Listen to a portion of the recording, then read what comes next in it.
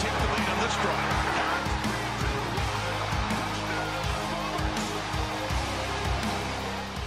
Welcome back, ladies and gentlemen, to Canadian Football Central, CFL content for the fans, by the fans. We are with episode 7 of the CFC podcast, and with our very special guest, Micah. Thank you so much for coming on. Of course, man. Appreciate having an opportunity to be on. Absolutely. Now, before we get into anything, before any sort of questions, we want to first congratulate you on the newborn child. Yeah, thank you. Yeah, she's in the back room crying right now, so it's all good. Off of baby duty, I guess, but I might get the baby at any point. She's very important, and she makes me know that. Absolutely. There you go. That makes sense. But yeah, no, we were hoping to kind of get a bit of knowledge, kind of, I guess, just going through your career. That's one of the things that's curious about. Some of these questions we just kind of have in here, some that we've done in previous ones, and then some of them are also submitted by fans. So with our first one here, we were just wondering what your experience was playing sports growing up, and what got you into football? I'd say up till the end of high school. Yeah. I mean, sports was, I was always kind of like interested in sports anytime, and really sports for me started like just going to the park. There's a pickup basketball game, putting yourself in there. I never actually played basketball from like a organizational standpoint. It would have been good right now for me in pass rushing and stuff like that, but I played defense. I definitely could shot block people, and I hustled, the typical stereotypical football player. Absolutely. I was that kid, little, and well, my first time playing organizational sports was I guess somewhere around 5th or 6th grade. I played soccer. That was my first love. Always will be, and I was pretty athletic. Like I was faster than most kids like my age and stuff like that, but I had like no touch. Like my MO was definitely like, breakaway, like 5 breakaways a game, 1-on-1 with the goalie, wide right, wide left. And every once in a while it get in there, and it's there you go. So what we're hearing is keep you at linebacker and not at kicker. That's not true either. That's not true either. I'm like the 4th string kicker. I'm not even kidding. I'm on the depth chart at sports. There you go. You can kill him. So in high school, fun fact, the school that Miles Garrett went to, Arlington Martin High School, we played them my sophomore year, and our kicker got hurt right before the game. And I did all the kickoffs, and I did all the extra points to upset them. I had 6 extra points to upset them. There you go. Yep. So I'm just saying, I'm multi-talented for sure. Absolutely. No, that's good. Well, it makes a lot of sense. A lot of athletes growing up, they play multiple sports. You kind of see what your passion is. Actually, I remember last year we had Dean Faithful on, and obviously Dean Faithful, from being over in the UK, he was kind of talking about his transition into football, just because growing up there was more of, what we'd call soccer, they call football there. And so he had then kind of transitioned over. So that was kind of like your time going through high school. So how was your college experience at Texas Tech?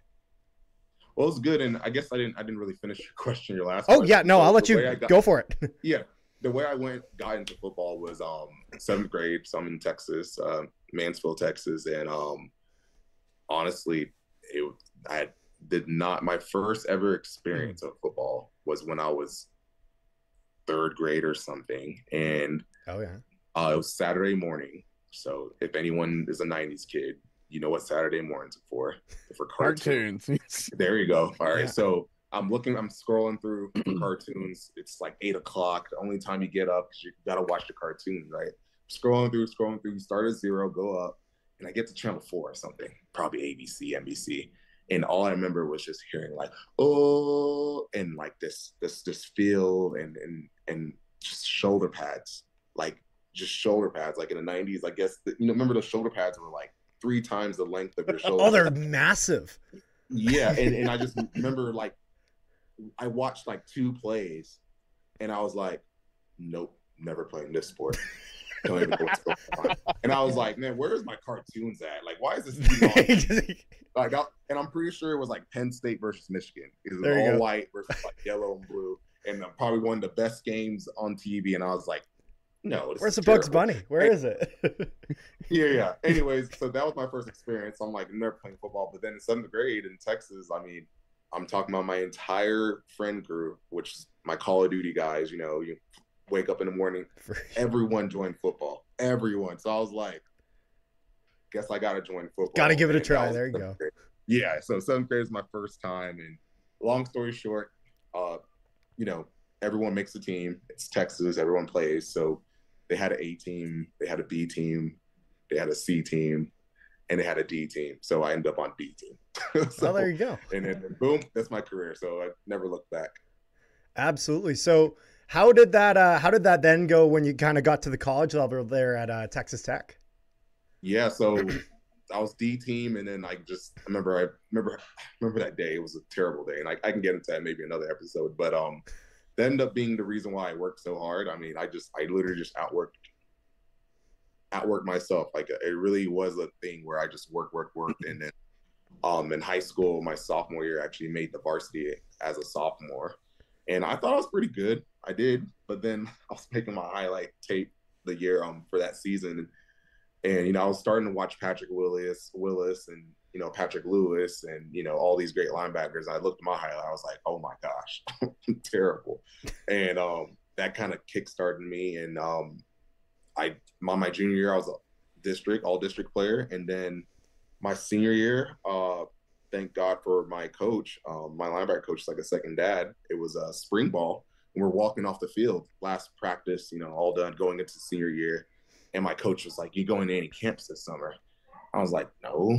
And, you know, everyone has the mindset, if you're good, they'll find you, right? Yep. Everyone has that mindset. My coach was like you're good. You're all district, but you still need to go to camps. And thank God I did. I went to Nike Spark Combine, and I jumped like a 40.1-inch vertical on the mat. And then a week later, Texas Tech is coming, knocking on my door. And I remember asking the coach, like, how'd you find me? He's like, well, some guy at the camp who knew me said there was an athletic linebacker, and then we watched your film, and boom, scholarship. So I always tell kids who want to go D1, go next level, like, film is fine, but you have to be either athletic or look the part. Like, one of the two has to be one of those things to kind of move forward. And boom, Texas Tech actually ended up being my only scholarship. So thank God for Texas Tech.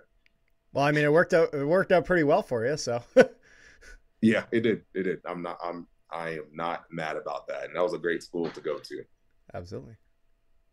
So now, next question is best college memory, one football related and one non-football related. There's a lot of those on both sides. There's a lot of those. I'm a little scared about what we're about to hear, Rick. You know what? I'll give you two, and then I'm gonna do this for the fans. I'll give you two. There we go. I like the sound of that. A good and a bad. And they both have to do with quarterbacks. It's for the fans. Oh, okay. So everyone's probably asking right now, did you play with Patrick Mahomes? Yes, I did.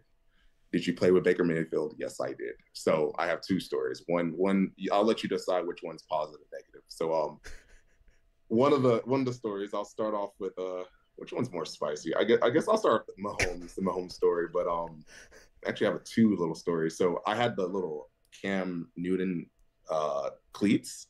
Like Under Armour was part of Texas Tech, and I had the Cam Newton cleats, and I was like, basically me and Mahomes were like the only ones who wore it, right? And I remember it was like halfway through the season, and the equipment manager, like I already been through like two because I play linebacker, right? And I was like, hey, can I get another one? He's like, no, Micah, like you've already got two. Like we don't have many of these. Like no. So then I went to Mahomes and I asked him like, hey, can I use your cleats? Because he had like 5 pairs and all fresh because, you know, he plays quarterback. Yep. I mean, that's how the quarterback life is. You get everything and you don't do much with it. And I'm just kidding. So I got his cleats and now skip 2 years in the future. So it's like pro day. And I'm getting ready for pro day. And one of my trainers was like, hey, like, do you have any extra cleats I can borrow or have? And I was like, oh yeah, you can have these. So I actually just handed over Patrick Mahomes like cleats, like practice cleats. Did you like tell him or like? well, no, this was like what, 7 years ago? Yeah, so, so it really would have been. So then now, like 5 years from that, people are like, "Did you play Mahomes? He's baby goat." I'm like, "Yeah, I played with Mahomes, and I gave away his cleats. Like I just handed it over, no charge, nothing." And then it's like a $30,000 pair of cleats he just gave away. Yeah, and then there's another story that's really like short, but we were like at a hall, like one of the food halls, and I was with my girlfriend, which is my wife now, and we were just getting food, and Mahomes comes out of nowhere, and I just got like some food and a cookie or whatever, and Mahomes is like, "Hey, Micah." I was like, "What, Patrick? Like, whatever." Like, he's a sophomore. I'm like, "I'm no respect, none." And he's like, "Can I have your cookie?" I looked at him and was like, "No, you can't have my cookie. Get away from me." And now it's like my wife always gets me like, "You should have gave him that cookie. You should have gave him that cookie." That was another story with the Mahomes. And one last story. This is a bonus story. Go for it. Just keep rolling as many as you want. Go for it, honestly. Yeah. So this one's spicy. So like a lot of people don't remember, but Baker Mayfield actually went to Texas Tech before he went to Oklahoma, before he transferred. And me and Baker, I mean, we were close at one point. I can claim that. And, we were teammates, obviously. But I'll never forget, it was my senior year, and we're in Oklahoma. And we're playing against Oklahoma. He's starting. Like, he's on his Heisman, like, run, right? Yep. And there's this 3rd and 9. I'll never forget. It was on the way side, on the right side of the field. And, we had like a man coverage, or no, it was a zone coverage, and everything was locked down. And he just like barely got the 9 yards. He scrambled and barely got the 9 yards. And I just tapped him down. Like, no, he was already sliding, tapped him down.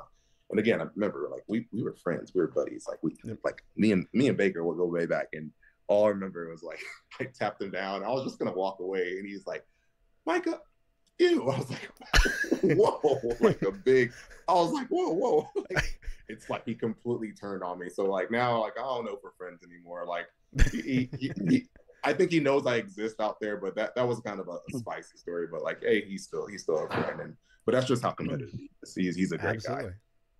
Yeah. Before I ask my next question, the interesting thing is, I wonder if that trainer got those cleats signed by Patrick Mahomes and has them framed somewhere.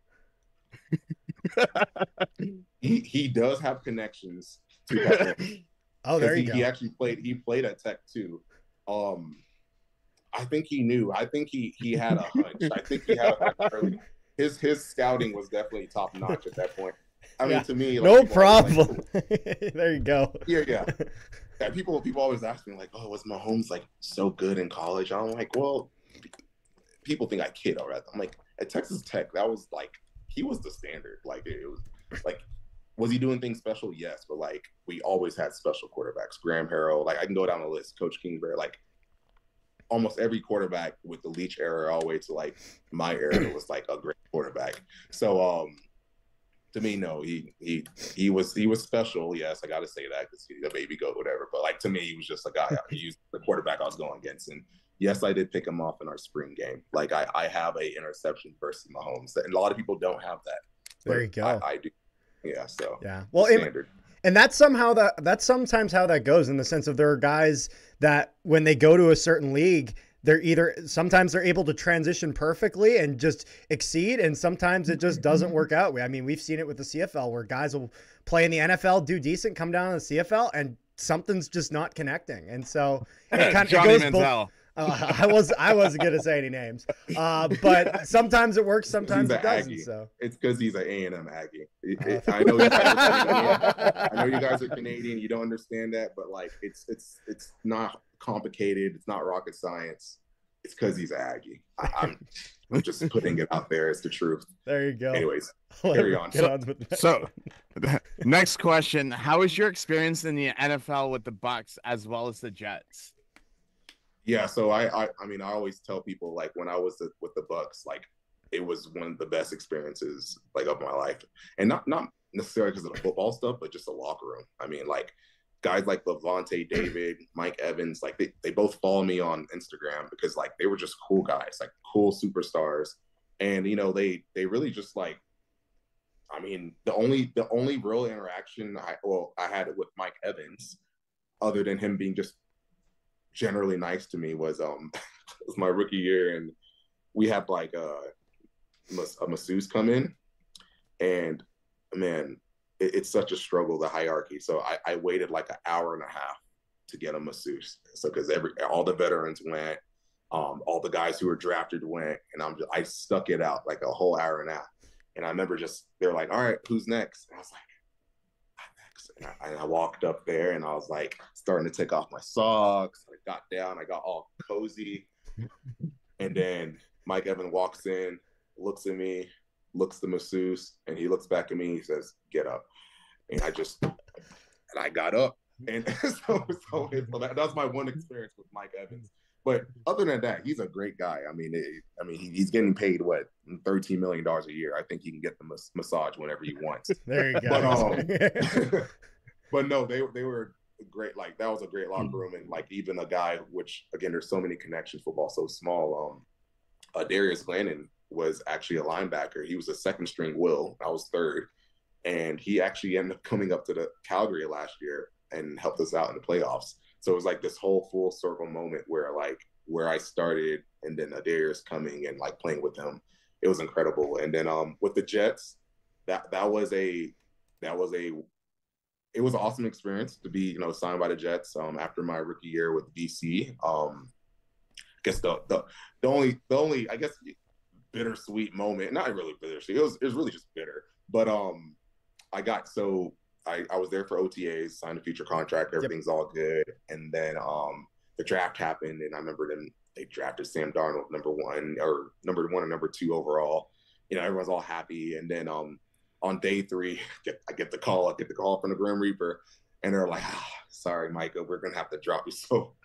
So I got cut like just out of nowhere on day 3 of the draft. And the bittersweet moment was like, on my way out, I saw the entourage of Sam Darnold and like 50 people coming in to the facility. And that was the last thing I saw at the New York Jets facility. So, and then I had a hunch about what was going to happen with that. And I was right about my hunch. I'll let you guys guess on my hunch. But it was still a great moment. Anytime you kind of reach that level, you're just happy for opportunity, even though a lot of guys, which you guys probably know, don't really get opportunity. Like a lot of CFL guys who could be not just players, Pro Bowlers, just never get that true opportunity to go on the field. So that was just my story, which is most guys in the CFL story too. Absolutely. And I mean, it kind of goes back to what you were even saying earlier about how you almost didn't get that opportunity for college even. I mean, it can just go that quickly. It's the recruiting system, the scouting system, in my opinion, is completely broke. It's completely broke. I made an app. It's called Purple Shift. I'm not going to get into that because there's no point of getting into that right now. But there is. But the recruiting process, like the way I see it, is if football's GOAT, it's Tom Brady. Everyone generally agrees. That is the greatest of all time player for football. How the heck was he drafted in the 6th round? Yeah. If Mahomes is a new baby GOAT, I'm pretty sure 3 quarterbacks went in front of him, and he was number 10 overall pick. Yep. How does that happen? So to me, there's always, coaches back in the day always used to say, like, there's a person on the street that's 10 times better than you. He just never had the opportunity. So that's just the truth with football. There's so many guys out there who could easily be on a CFL team, easily be on an NFL team, but just didn't get the opportunity. Absolutely.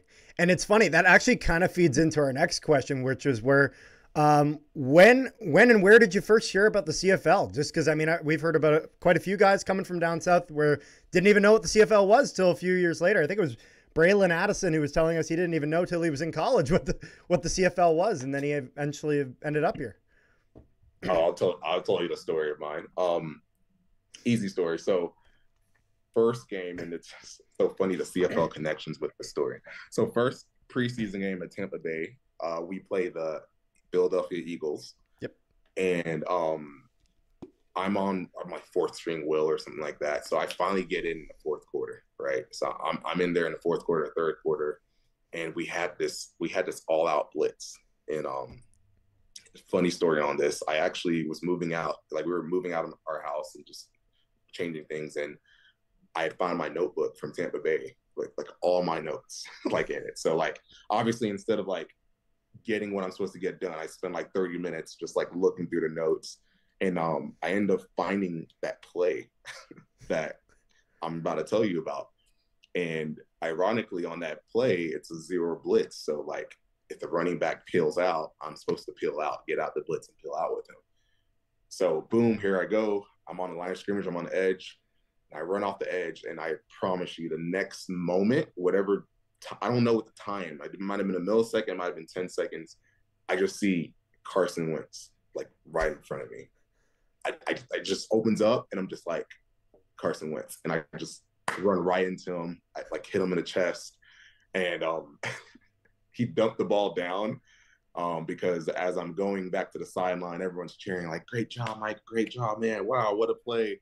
My linebacker coach, Coach Duffner, he's just kind of like overseeing like everyone, like he's just kind of like the cloud. Yeah. And he just has a straight face and he's looking at me, and I'm like, "Yeah, thank you," and I'm like kind of just like, yeah, coach. And he looks at me and he says, and he just goes, "The running back." And I go, "Oh, I was supposed to peel with the running back." And Carson Wentz on that play, if you find it, it's on YouTube. He actually did get it to the running back, but the safety McFadden actually covered me and like came off his guy and covered the running back and got him at 3rd and 8. It was 3rd and 9, got him at 3rd and 8, so we're off the field. But after that play, the next morning, I'm having breakfast, and Jameis Winston and I forgot the second string, Griffin or something, this last name, they were like, "Oh, you're just going to hit the NFL's baby like that?" And I was like, "What am I talking about?" Like, I'm looking at Jameis, like, "You're talking to me?" Like, all right. And I look up, and on all over ESPN, it was like Carson Wentz, hairline rib fracture, out for like the preseason, and it just kept on showing me hitting him over and over and over again, and I was just like, okay, well, this is great, right? Like, I mean, I'm hitting the number 2 quarterback, number 2 overall quarterback. This is great, right? And then that actually was that same day or that same night, my agent texted me like, "Hey, Saskatchewan and BC are interested in you." I'm like, "What are those words?" Like, are those nouns or adjectives? Like, I was like, what does that mean? He's like, "These are CFL teams," and I'm like, "CFL? Like, what does CFL mean?" He's like, "Canadian Football League." I was like, oh, so that was the first time I learned about the CFL, and I guess that hit that I completely messed up. Like, I should have been there. Yeah, got me opportunity in NFL. Like, in CFL. That was the hit that put me on the map and got me opportunity. So injuring Carson Wentz got you to Canada. Yes. I think you can say that. I don't think that's an incorrect statement. I mean, if it's what you say it was, that sounds right. I think sack. It wasn't a sack. He let go of it. It was a good play. It was a mistake. A mistake got me to Canada. So y'all can blame the mistake. Y'all can blame that running back. If he would have told me to go get him, I don't know if I would be talking to y'all right now. Absolutely. So this is one of our questions from one of our fans here. What is the biggest difference as a linebacker in the CFL versus down south? Conditioning, positioning, the motion of the receivers, along with the waggle, the size of the field. This was a question from Pills Bandy DeBoy on YouTube. That was a long name. There we go. Or Pills Bandy DeBoy on YouTube. I would have to say for me, it's probably different for a lot of linebackers, but for me, it's just the size of the field. A lot of guys do struggle with the waggle, but the reason why I think I was okay with that is because I played at Texas Tech and I played it in Big 12, which was like everyone ran an air raid. So you were definitely not like a prototypical, I have the A-gap linebacker. You had like the A-gap and a receiver and got to go get the bubble screen. But it's definitely the field length and the yard off. I mean, it's significantly harder to get a TFL and a CFL than it is NFL because of that 1 yard off. And then it's also just harder to make a tackle. Like if you play linebacker in the NFL, if you play defense in the NFL, especially as a DB or a linebacker, you must have been a pretty good tackler in college or down south, because you can't just dive up here. You can't have bad technique, because if you're running and it's an outside zone in the CFL to the field, normally NFL, the guy has to turn up field because the sideline's right there. He's like, oh, I got to turn up field. And boom, but you just keep going. Push him out of bounds. He just keeps going. Like, it's a 200-meter dash. Like, if you dive, you're just going to look like a dummy. I mean, honestly, you have to keep going, and you have to be fast enough for, these super fast running backs we have in our league to not burn you around the edge.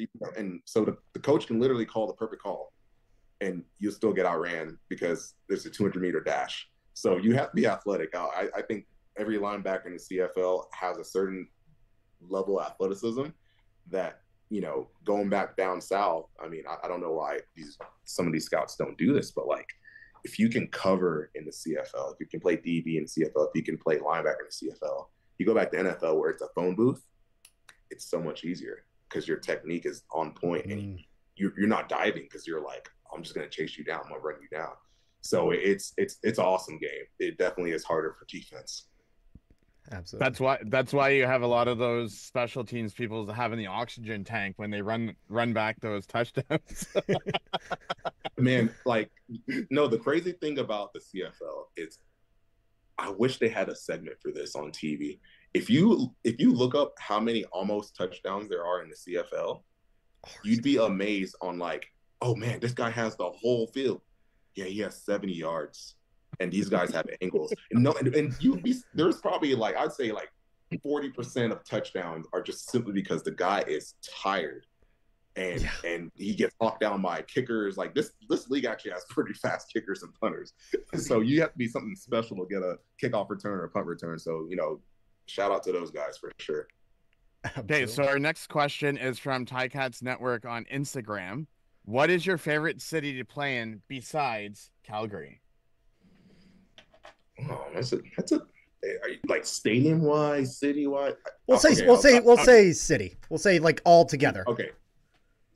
Vancouver is beautiful. I mean, that was my first. Gorgeous. That was my first team I went to, and I remember coming off the plane. Actually, forgetting come off the plane. I remember looking out the plane window and be like, "Is that a mountain range?" Because in Texas we have hills. We definitely have hills, but we don't have mountain ranges. And it's just it's just beautiful when it's not October. Weather's amazing. So that's definitely the most beautiful city to play in. And they got a great dome. It's gonna be fun this weekend with 50 Cent in the building. So that'll be great. Oh yeah. And then playing field wise, the best team. It's so tough. I feel like every team has its own little special power, right? So if I'm being real, Hamilton, I love Hamilton because the crowds are always rowdy. I mean, it kind of reminds me of West Virginia, because West Virginia was the only difference between West Virginia and Hamilton is I don't know who the stadium person is, but in West Virginia, they definitely thought it through. It was the visitor sideline, and I'm not even kidding.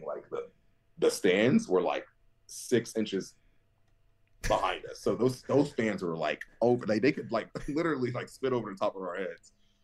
So Hamilton kind of gives me those vibes there because they love their guys. Man, Ottawa gives me college vibes, kind of have that college feel. Yep. Man, I can go on and on with all that, but Montreal has that soccer vibes, the air horns. You feel like you're playing a soccer game. Oh my goodness. I'm not gonna lie, it's painful to watch on TV sometimes. It's oh my goodness, there's so many damn air horns. I love it. I'm glad that someone loves it, honestly. The one thing that I will tell you about us Ticat fans though is if you're playing horrible, we tell you. Oh yeah, I know. No, we don't hold it back. Y'all pay attention to details. That's for sure. So I'll definitely in football town. Y'all know what's going on, which is great. I mean, honestly, I don't mind it, But I will give props to your teammate Eccles for catching that first career touchdown in that double cover, that triple coverage. Yeah, it was triple coverage, and if you actually look to the left, Markin was wide open. That's why it was triple coverage. That should be a thing the fans should know. Like, all right, he's triple coverage. Your immediate thought would be, who's open? If there's three guys on the same guy, your immediate thought as a fan should be like, someone's wide open. So that was funny. So next question is there any CFL or NFL linebacker, past or present, that you admire or you've drawn inspiration from in your career? Yeah, for sure. When I was younger, Patrick Willis, for sure. Patrick Willis, like, just the way he played linebacker. Yes, he was big and all that, but he was really athletic. He was just like, he was kind of the new era of just like athletic linebacker. And I used to watch his YouTube videos like religiously. So, and I don't know, there's this weird thing with like, you start seeing what you want to become and you start playing like that person. Absolutely. So, and I always draw to Patrick Willis, and now it's ironically it's another 49ers linebacker, but Fred Warner and Dre Greenlaw. I mean, I just watched them on film today. I watch them weekly on film. I pull up the 2023 film, and I'm not even kidding. Like, I watch full games. So today I watched them versus, who was it? Baltimore Ravens and Lamar Jackson, which kind of similar to like VA. He's kind of like the VA of our league. Guy who can throw the ball and who can run the ball and is really slippery, and they did a great job against him. So those guys, big props to those guys. Having played for various teams across different leagues, how do you adapt quickly to new environments and new playbooks? Oh, that's a good question. So this is the first time since my senior year in high school that I've been on the same defense 2 years in a row. So you got used to it then. Oh yeah. So senior year in high school, funny story there. So I got offered by Tech, and I got offered by Coach Glasgow, and he had been at TCU, and he was a new defensive coordinator at Tech right for like 2 years, and they recruited me as like a nickel safety, like linebacker hybrid, in the 4-2-5, and so he offered me. I was super excited, and then by the time I got on campus, he had went back to TCU.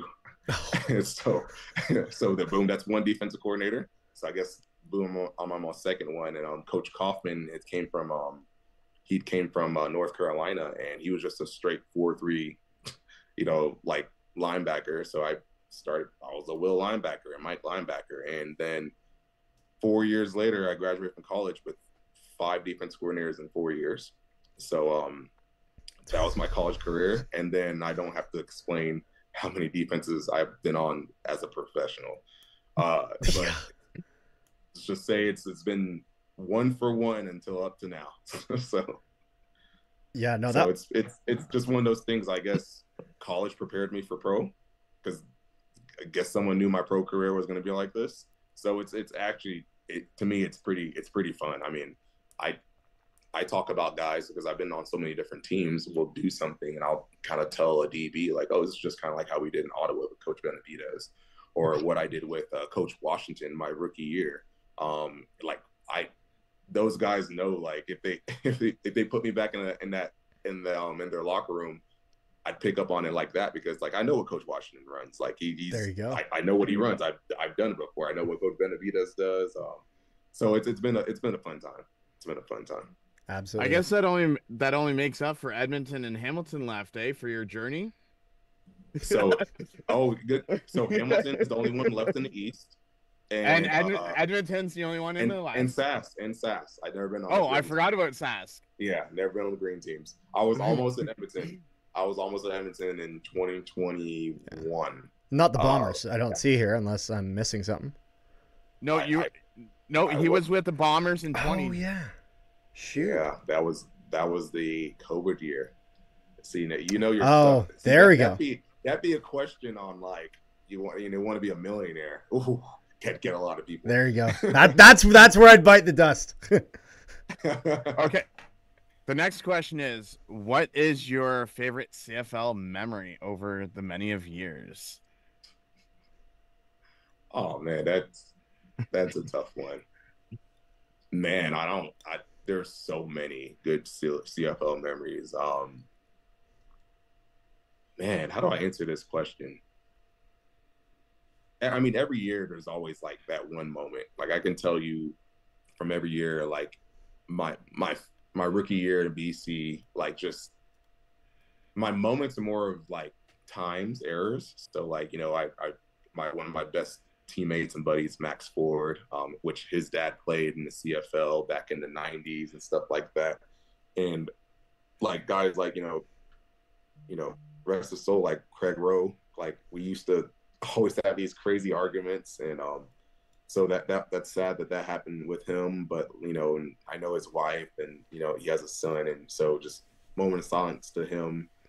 So it's just like throughout your whole CFL career, like I've been lucky to be playing for 7 years, because I remember when I was in BC and I was in a training room, and we had one of those cards, the what do you call it, cards, the new whatever cards, and I was looking at one, I was like, Coach Washington.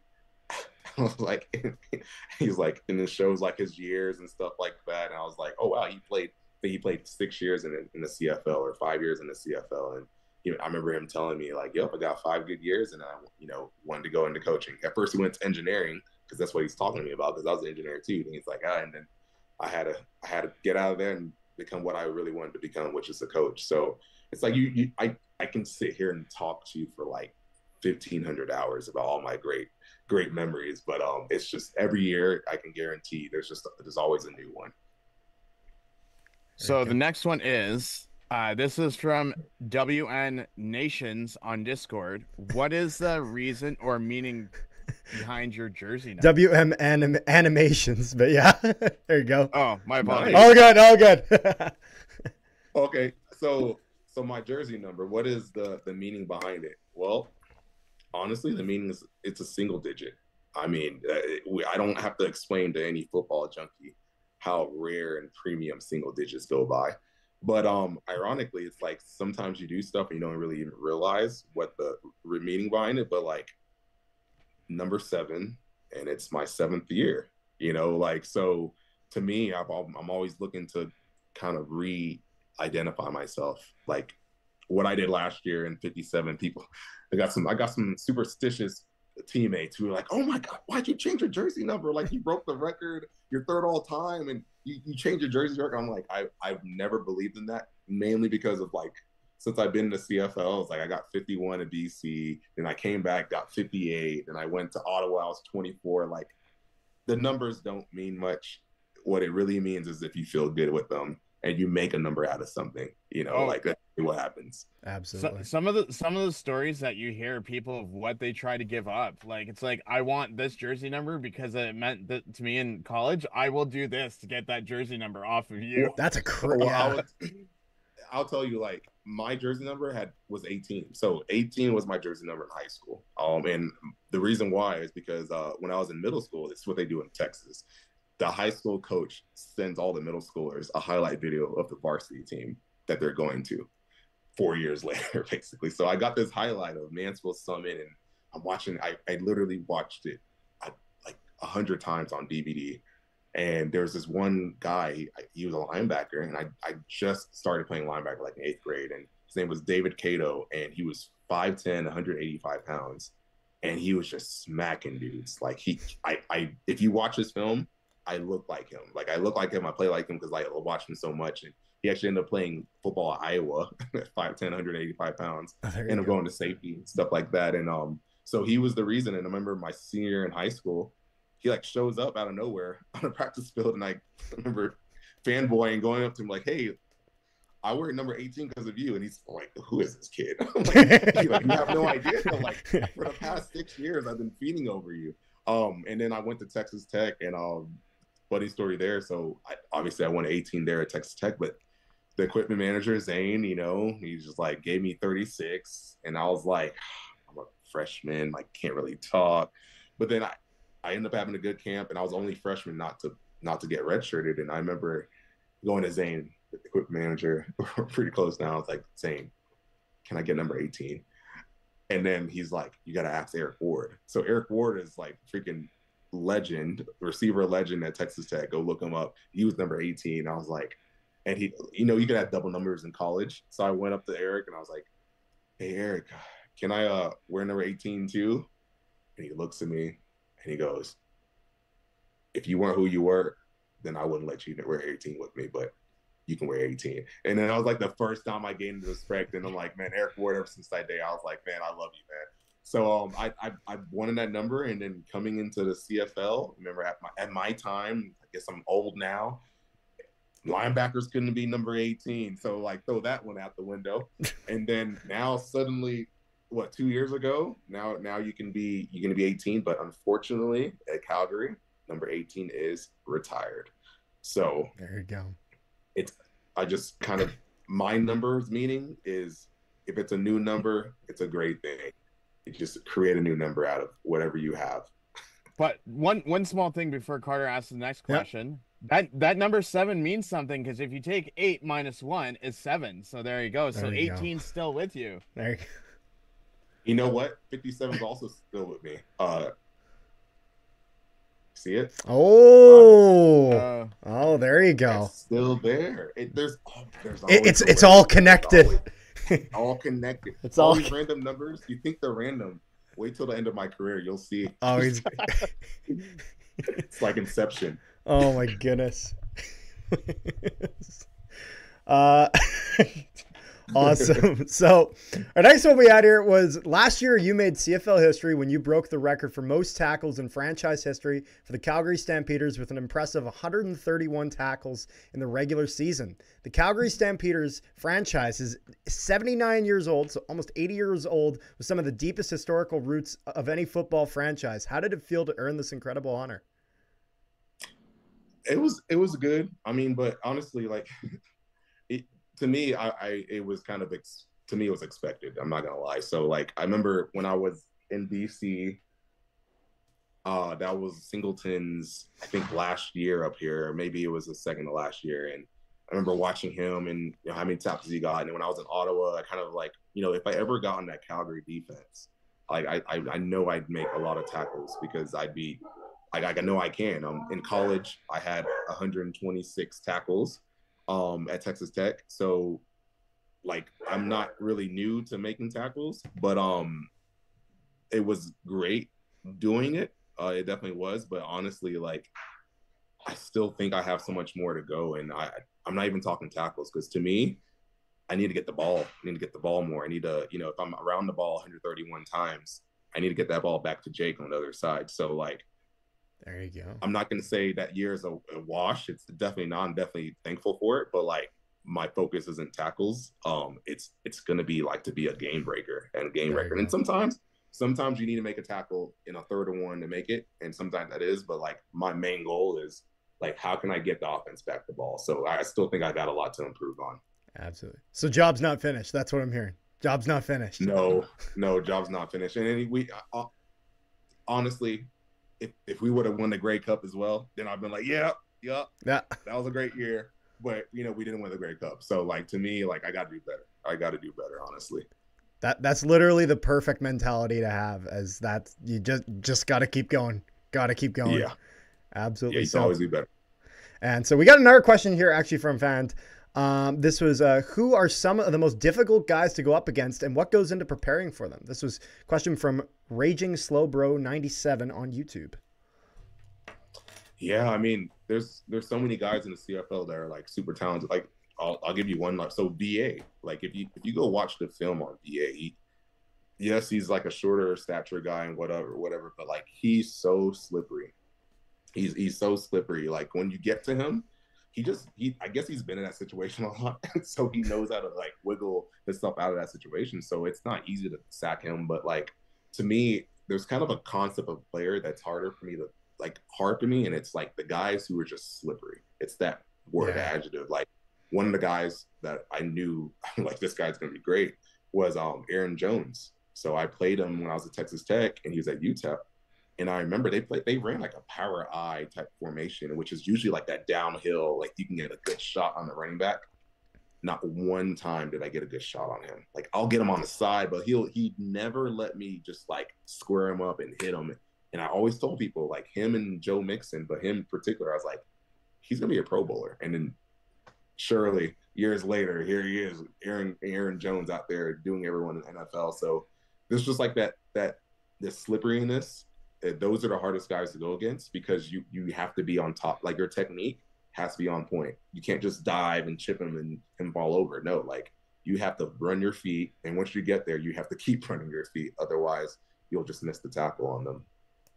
Yeah, no, that makes sense. Yeah, it's funny. I didn't really think of that, but that makes complete sense. The slippery guys, the guys that no matter how close you are, they always seem to find a way out of that.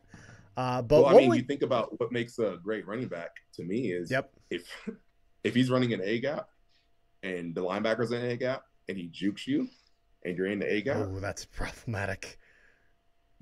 That's a great running back. Yeah, no, that was.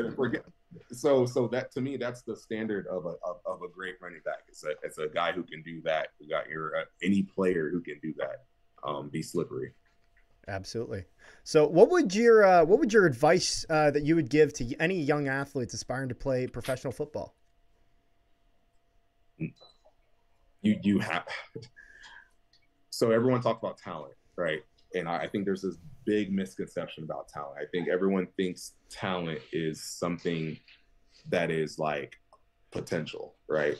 Like, oh, this guy is like, for example, let's get a guy who's 6'6", 200 pounds, right? It's not really talent for him to wake up and dunk the basketball. He's 6'6". Like that's his floor. Well, to me, what talent is hard work. People are like, oh, talent's not hard work.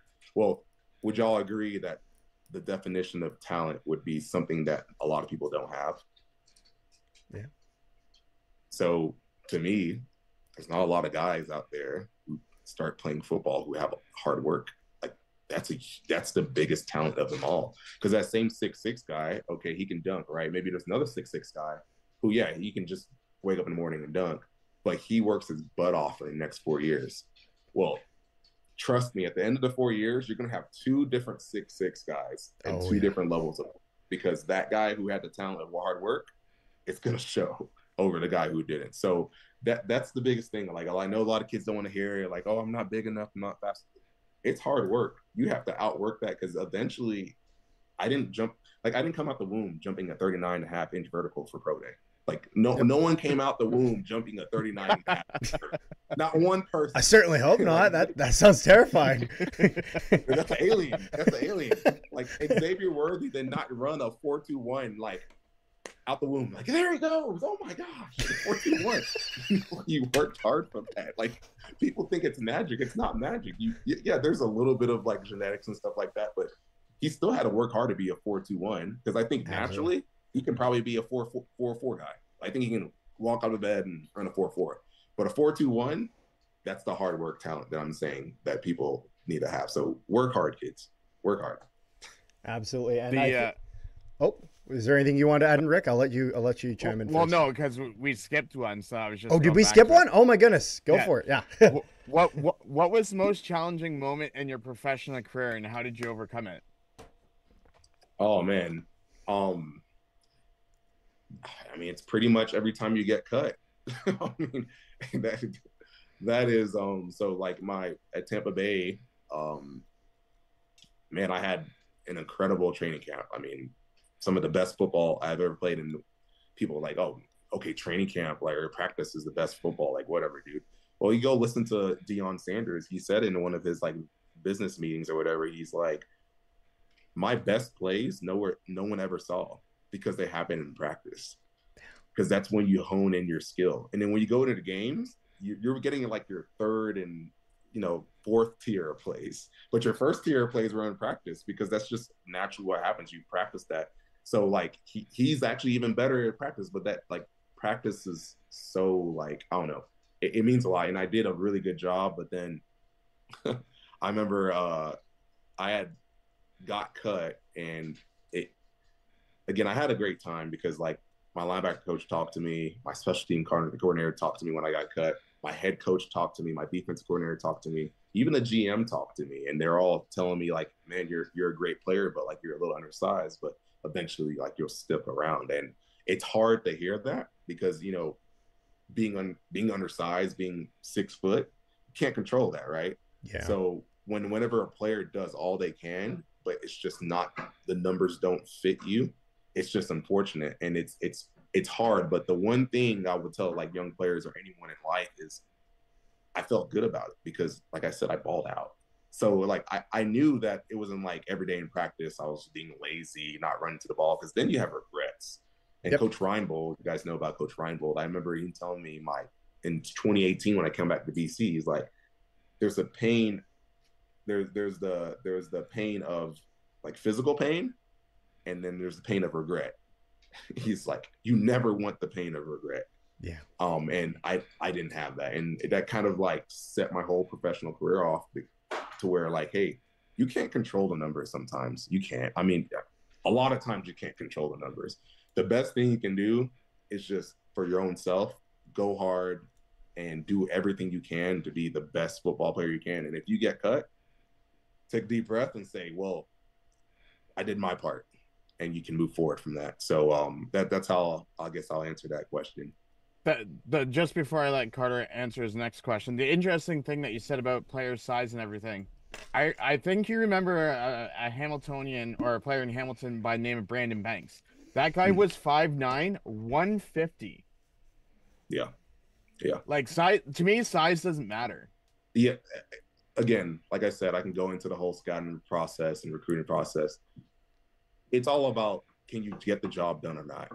If you're 5'2", 125 pounds, but you can run the ball and you got 1,000 yards, well, hey, you're small. Yeah, you're whatever you are, but like this kid got 1,000 yards. Like, that's what football is. At the end of the day, like potential means nothing.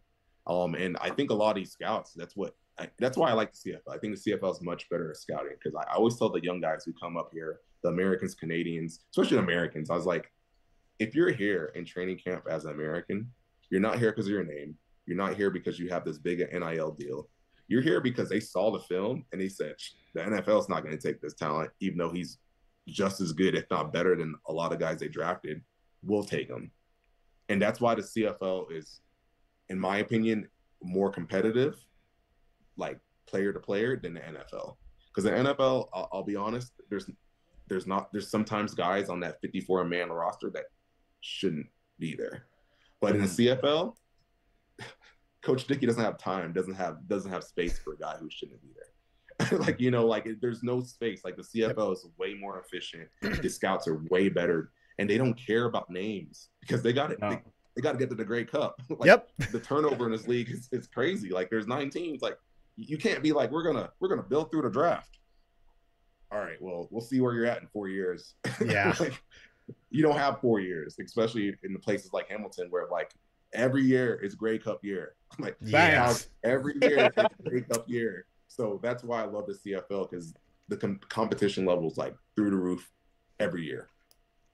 I thought you were going to rub it in that we haven't won a Grey Cup since '99, but that's okay.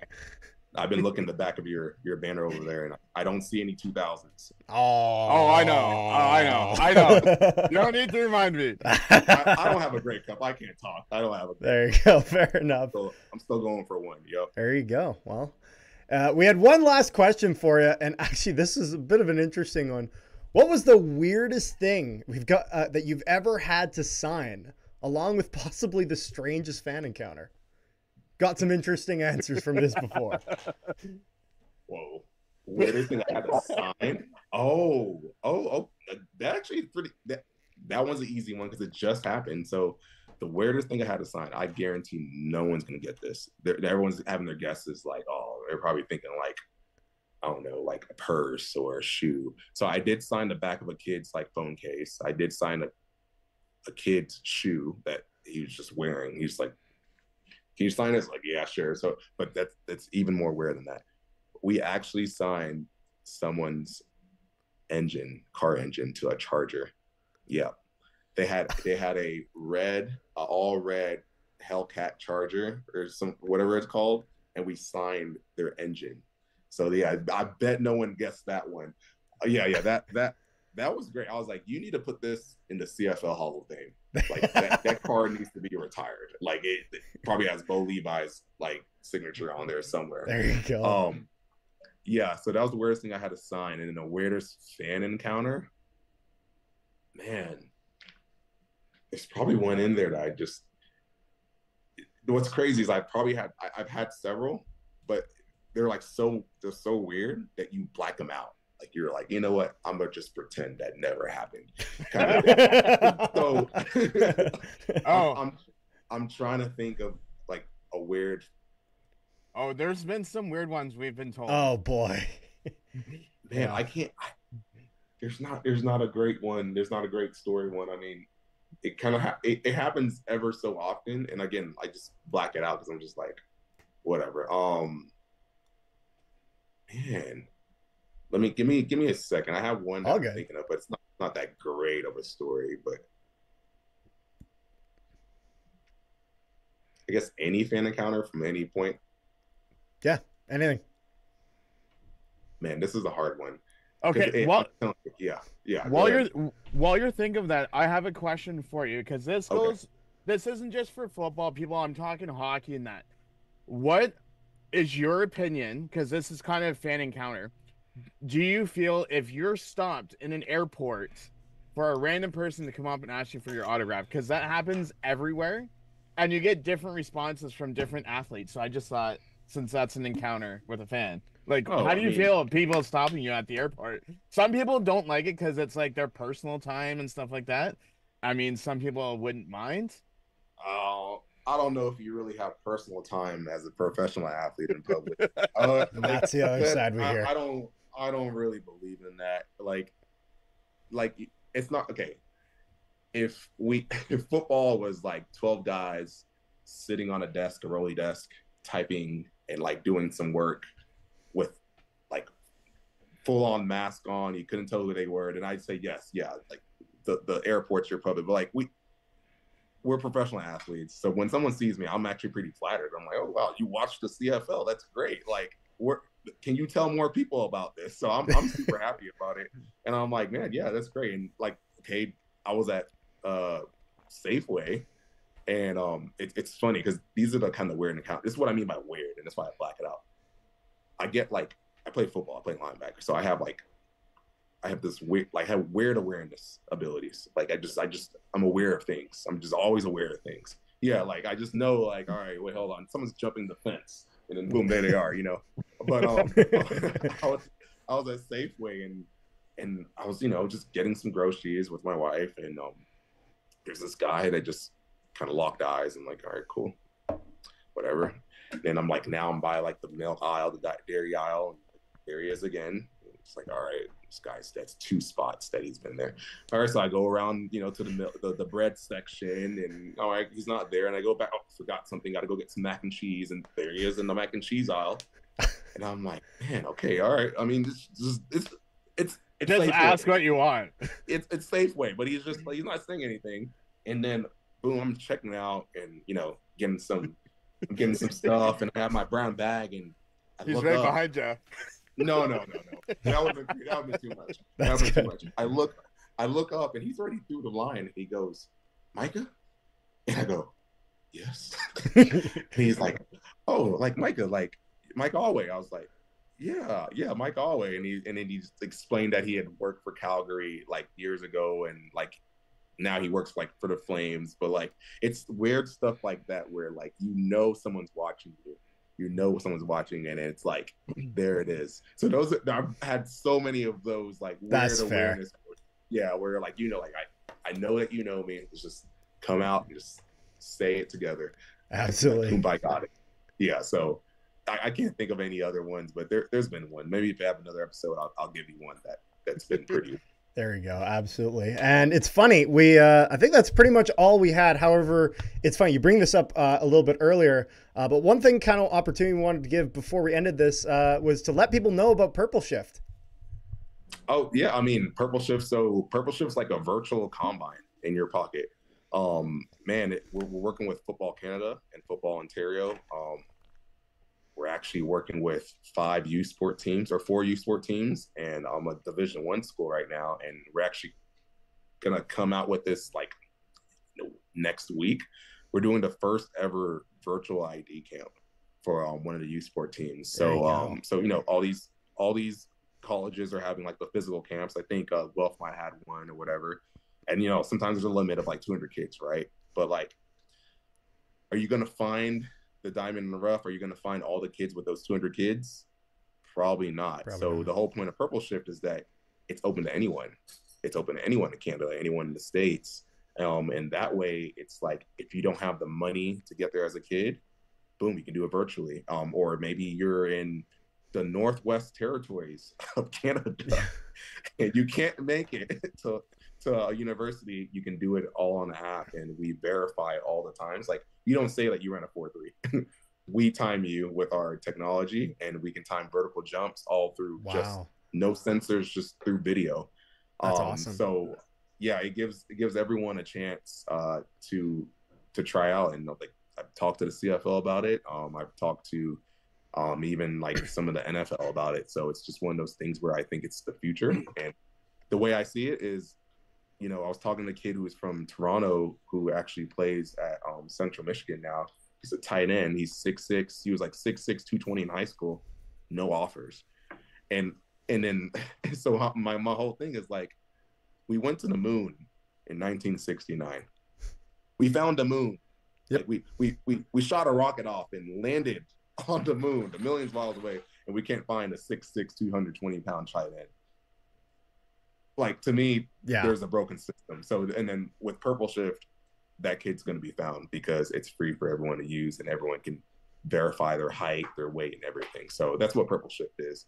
It's free to use for the kids, and coaches can use it too. And it's just kind of fun to look at who's all on there. So a question about it for you. So if you're doing, say, you said it does combine stuff, right? Mm-hmm. So let's say you're doing the vertical jump. So are you just standing outside with nothing beside you, and you just go up and tap, and then it's kind of like taps? You don't even need a tap. You don't need a tap. We get your true vertical height. So it's not really that's really reach if you really think about it. The vertical jump. Oh, okay. Yeah. We just get how far you jump off the ground. So I've had kids in Ontario do it. They shouldn't be doing it, but do it outside in the ice and snow and in their in their living room and stuff like that. Like, for example, there's a kid, I don't know if y'all know him, Devin Cromwell. You'll probably know him soon because he's probably going to be in at least the CFL, if not, you know, NFL. But he went to Guelph, and 2 years ago, he got on the app, and he jumped a vertical, and we're like verifying it. It's like, oh my gosh, this kid just jumped a 39.4-inch vertical. and just left him like, who is this kid? A couple months ago, guess who signs him to the Division I? Texas Tech. There you go. Texas Tech found him, and so it's crazy. And then there's another kid who's actually going viral right now, Antoine Desorelars or whatever, that linebacker from Syracuse. The one that's like juiced and jacked. So I think I saw that literally yesterday. If you download the Purple Shift app right now, he has a profile. He got on the app, and I think he went to a maybe like a CFC combine or something like that, and he ran a 40. And you can upload your 40s. That's the cool thing, like from the past, from whatever. Awesome. So he uploaded his 40, ran a 4.73, and I think he was at 230, 235, 6'2", and got an 89 Purple Shift score. So real quick, Purple Shift score, all that is the algorithm I built that's based on your height, weight, and the result you got. So like a kid who's 6'6", 300 pounds runs a 4.7 versus a kid who's 5'2", 120 pounds that runs a 4.4. Like, we all know the 6'6" guys way more athletic, like pound for pound. So this kid ran an 89. So to put that in perspective, like Traylon Burks from Tennessee, who went to Tennessee, got drafted to Tennessee, first round pick, had a 91 Purple Shift score on his 40. So this kid in high school as a senior getting an 89, I was like, who is this kid? A couple months ago, Florida State, Ole Miss, and now he's committed to Syracuse. Wow. So that's the app for you. Again, if these coaches were on it, they would have found Antoine a long time ago. They would have found Devin 2 years ago. So that's what this app allows to kind of happen. It's just gives everyone opportunity. That's awesome. So it sounds like everyone's got to get on Purple Shift in that case. Well, yeah, y'all can get on Purple Shift too. Yeah, I'll download Purple Shift right now. Y'all should have a competition. See who has the better vertical. I don't know if we're gonna want that score, Rick, for both of our sakes. But it's all good. We won't post it. There we go. But overall, I think that's pretty much all we had. That was awesome. Thank you so much for coming on and giving your time. Really, really appreciate that. And yeah, that was just excellent. So no problem. Thank you all. So awesome. All right. Well, make sure you guys like, share, and subscribe if you have not already. Also, check out the CFL Forum. They post some of our stuff in there. Big thanks to them for that. And make sure you guys take care and have yourselves a wonderful day. Touchdown!